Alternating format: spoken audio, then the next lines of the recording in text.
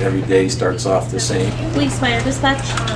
People take their seats and log into the systems, but after that, anything can happen. And you said it appears he's been stabbed? Medic respond.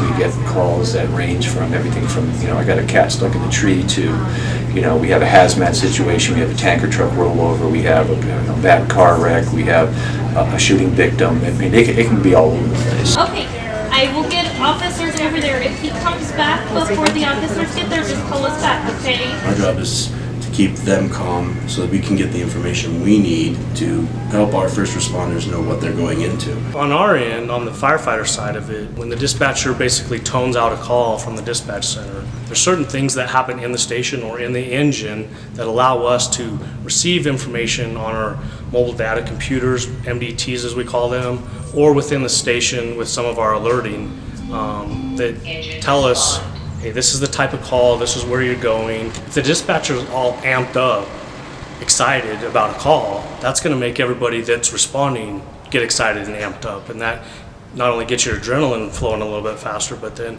could lead to some safety issues. So at the dispatch side of it, they really work on clear, concise, and calm communication. You're trying to listen to the radio, you're trying to listen to the person on the phone, you're trying to input information in the computer. So all these things are happening at the same time. We want to make sure that they understand when they call in that even though they're having the worst day possible, we're here to help them.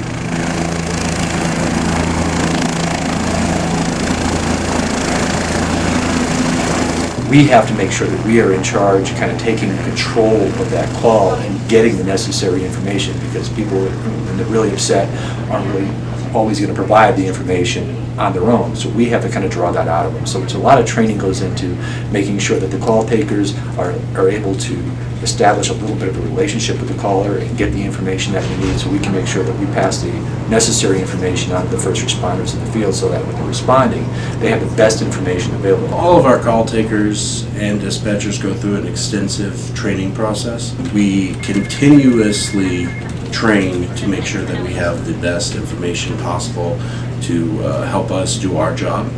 And that includes critical incident training with the best way to be polite, courteous, calm. Even if it's the worst call that they've ever taken, they need to address it to the crews in the field that, hey, I've got this under control. Yeah, it's a bad situation, so that they don't get our guys all amped up. And then on the flip side, when our guys are responding in, we want to teach our guys the same thing, to stay clear, calm, and concise communications with that, so that when they arrive on scene and the other units coming in, they don't also amp up all of our other crews.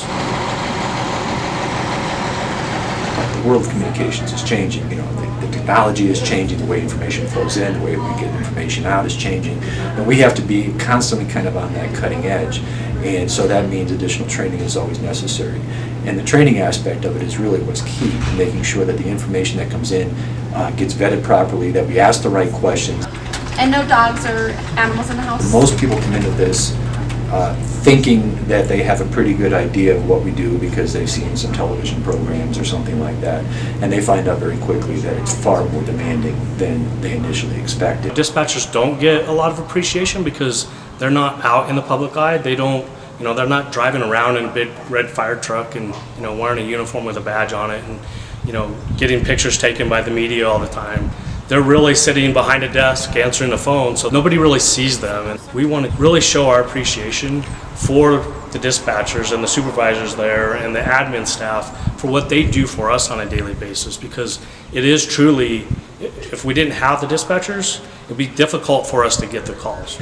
It's a great team, everybody pulls together. If there's a major incident going on, it's amazing how everyone just gels together and makes sure that everything gets covered the way it needs to, and the folks in the field get the response that they need to get the information that they need. And it's a very team-oriented approach. So I can't be more impressed than what I see here on a daily basis.